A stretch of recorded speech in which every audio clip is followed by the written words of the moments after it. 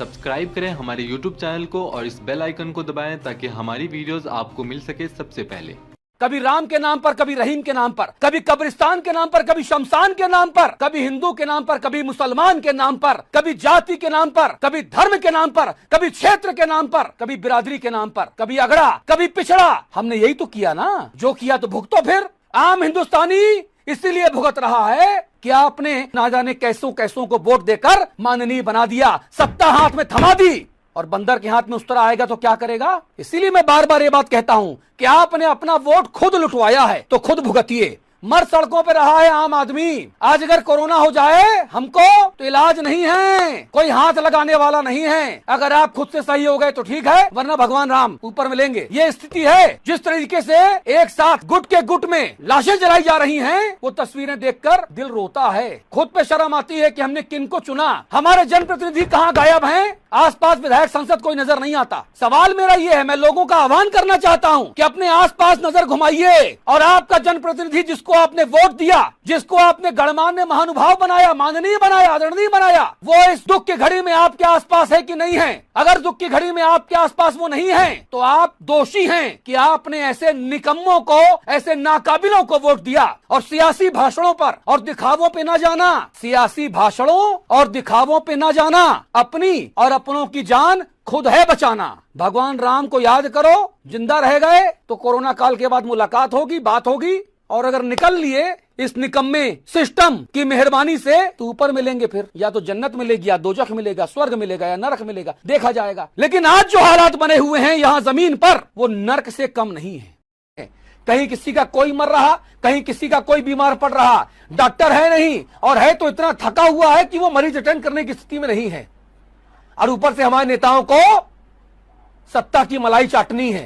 राक्षस हो गए हैं, राक्षस, जो लाशों पे खड़े होकर राजनीति करना चाहते हैं। जिन लोगों को रैली में बुलाया जा रहा है, इस बात की गारंटी नहीं है कि वो 3, 4, 5 दिन बाद जिंदा रहेंगे, नहीं रहेंगे। अगर बच गए तो भगवान राम की कृपा, और मर गए तो इंतजाम तो पूरा नेताओं ने कर ही दिया है। और चुनाव आयोग हमारा अंधा है, बेशर्म चुनाव आयोग। अगर मेरे ऊपर मुकदमा होता हूं जेल जाने को तैयार।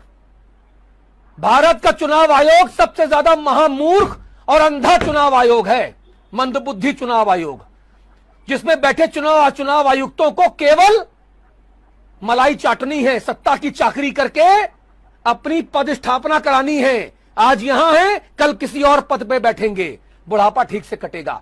शर्म आनी चाहिए चुनाव आयुक्तों को हमारे भारत देश के, कि वो आम लोगों को कोरोना के मुंह में धकेल रहे हैं चुनाव के नाम पे। अरे क्या बिगड़ जाएगा अगर 6-8 महीना और राष्ट्रपति शासन या राज्यपाल शासन लगा रह जाएगा तो क्या तूफान आ जाएगा।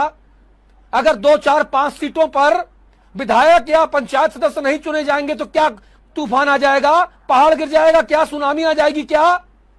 लेकिन इस भीड़ जुटाने वाली स्थिति से कोरोना का संक्रमण और ज्यादा बेकाबू होकर फैलेगा।